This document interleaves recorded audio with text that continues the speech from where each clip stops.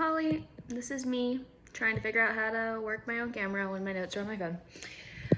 So, this week we were talking about play and the art of quote unquote playing. And I know this is going to sound like a kumbaya term, but I wrote down in my notes when I was abstracting this is that we're never not playing. Like, playing is a form of therapy that we use. And I thought that was very interesting seeing that. Because when I think about play as a form of therapy, I think of when like kids are at their therapist or whatever, and or like a psychologist, or they've been through trauma, and it says like play can help you get through trauma. And the kids, the therapist or the psychologist or whatever, have like toys, and they're talking to the kid as they're playing, and the play helps them get through something that's super traumatic or that they don't realize that was super traumatic. It helps them process it. So, also, sorry, I got like Roscoe on me. Dump that in the trash.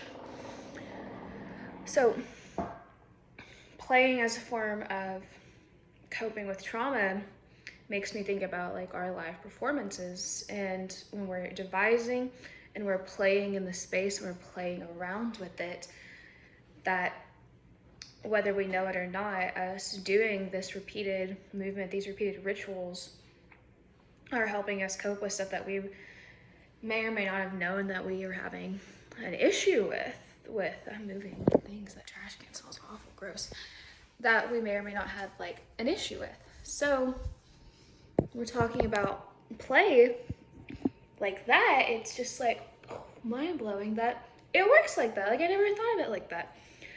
And I was talking about like animals in play, and that we're all animals. We are all animals. Like, when are we not all animals? We have that saying that men are all animals, but we do ritualistic play from animals, that we play fight, or when we're playing, it can lead into danger. It can lead into something. We can jump off the deep end more than we thought we were going to.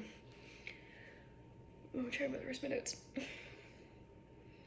And how play is ritualistic. And it starts from something so innocent, but then it can become something so much more deeper.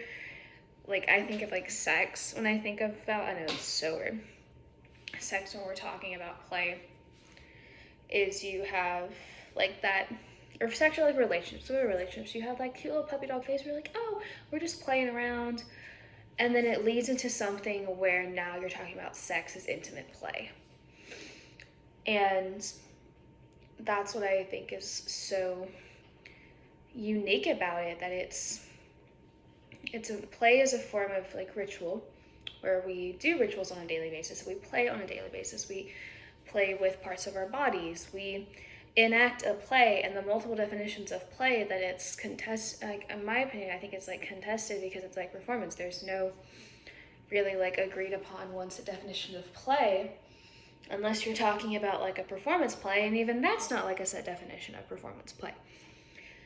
And I really liked, I don't remember what part it was in this part 4, where it was going through the different people and play to them. I want to say, like, I interpret it as what play was to them, but they were talking and their own experiences. Like, it was super poetic. I just love how poetic this book is and everything, and just the constant attention to detail, that it is such a really dense book, but there are very few, there's actually quite a lot of places where it's not as dense.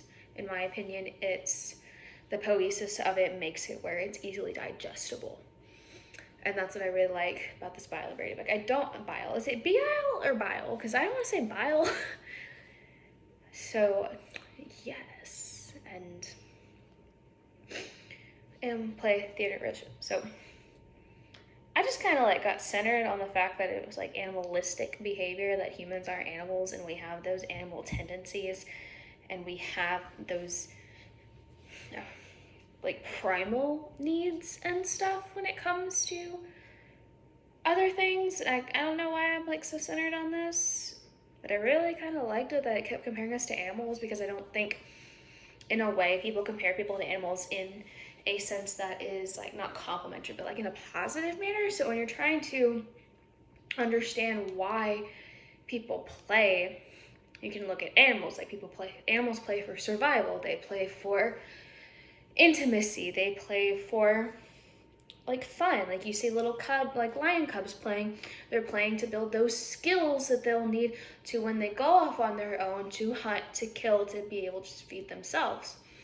And you see the same thing with any other species. As they're growing up, they're playing and they're learning how to survive. So as play is a form of survival, then it makes a whole lot more sense with the play as a way to cope with trauma.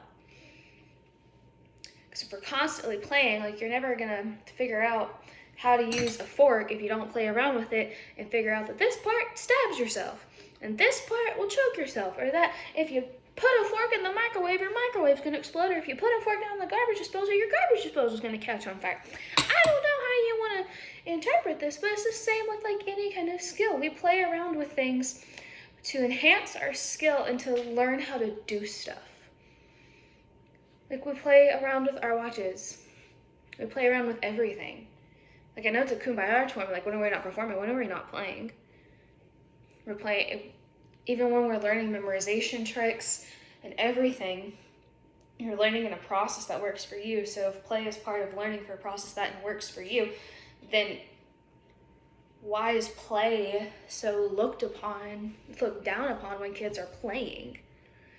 Like there's some parents that don't want their kids to play, but how are they gonna learn those survival skills if they're not playing? Like, yeah, we have play to have fun. When you're little, you play house. Playing house teaches you outdated roles, but it teaches you roles in the household, like what needs to be done. Cooking, cleaning in the household. Like it teaches you what to be done. It teaches you the hierarchy in the household. Like you have your parents, then you have your kid, then you have your pet. Like that's the hierarchy. You play teacher. It teaches you the hierarchy of the classroom setting. You play whatever you want to play with. Like whatever you play with, it's going to teach you the hierarchy. Like if I go try to fight somebody that's older than me, that's in more position, their hierarchy is going to be like, why are you trying to fight me? Like, what is this? You're too, like, no, like, stop. So, I don't, like, words are not my best friend right now. So why does play look so down upon if it's basically a survival skill? And that, yes, it can be fun. Like, by all means, play can be fun. It can be fun to play around with cooking and learning and trying new things and seeing where it works. It can be It can be fun playing outside with your family and it not mean anything, but playing is easily digestible for people that don't understand concepts as deep as most people do. Like we'll go back to playing school. You have teacher role. It teaches you the different roles in the hierarchy. But you're not going to learn how to behave in school, especially if you go to like homeschool. You're not going to learn how to behave in public school if you don't have those moments where you play school, or you play like school with your dolls, or you play school with your trains. And we have all these like model sets that people play around with. So if we're playing with model sets and we're playing with other things to learn how they function and learn how they build to enhance our skills, like, then why is it just look like, oh, they're just playing, they're not doing anything? Why is it so demeaned? All play is like innocent, but no play is, I don't want to say unintentional, because you can be playing and not realize you're doing it, but it's not intentional, or it's not, what's the word? Productive. It's not productive. Like, you're gonna know what you're doing. You might not know what you're doing, but by the time you get done with it, you've probably figured it out by then. And that word's gonna bother me. So if you constantly play, and play is a form of practice, then then like it goes back to animals. Animals have practiced. Animals got some of this stuff down, like how to survive some stuff more than to me humans do. Animals don't gotta like deal with like currency and all that other stuff. I mean, they don't have nice things like we do, but it's ritualistic, it's animalistic, it's impromptu, but it's also like contested, and it's like love. It's uncanny and freaking contested. There's no set definition anybody can freaking agree on. And so when we're playing around in this space, are there different like levels of play? Like you have like the child innocence where you don't realize you're enhancing, you're supposed to are. Then you have like your mid, I don't want to say like youth, where you're trying to figure stuff out. You play video games. People that play video games can get their eyes to flick back and forth faster than, or they can read certain beats faster, and they understand high graphic design, and they get into something that they make a career out of. Whether it's like with me, like you play with animals and learn all about the animals and how they function and how they walk, how they talk and breathe, then you go on to like do agricultural awards and present research to the ag field that people haven't seen before. And you enhance your vocational skills and your technical skills like that. But then you have the play that we're at, where we're learning different things in performance art, and we're learning different things, and we're quote unquote playing around with it. Is it like at the academic level when we're playing around with it, or is it at the still childhood innocence level? I mean, I know there's never going to be like a complete kumbaya with it, but is it never not, as we grow, are we never not going back to those basic levels of play that we do? Because when we move to different situations, we basically have to start at the bottom of the totem pole and work our way up and play around with stuff that works our way up, especially even in basic life. Like when you're dating somebody, you have to play around with the relationship, see what's going on. Like you get to know each other, but you also interact with each other and play on a different way. Or like with us, with like TAs, we, in one sense, we play around with you and call you like Halls or Dr. or DV, or at least in my case, like we have a personal level of play, but then it goes into, since we're students, levels of play, world of play, then it's back to that childhood. This is the hierarchy of the classroom. I hope anything I'm making is making sense right now. And it's, you play within your career, like cooking, you're always making sure it's good. It's good. You're playing around with what you can eat. I know when I had one of my friends, like they're completely vegan, and I had to play around with all my cooking to make it completely vegan, and it worked. Or I had to, when Kendall was still here and I was making her stuff, I had to play around with how to work with somebody and cook with somebody that has celiac disease. It's a process. And I don't look at play as more like the theatrical event that we all do. I more look at it as like what I said, a survival skill. That if we're not constantly playing, how are we going to constantly survive in this world?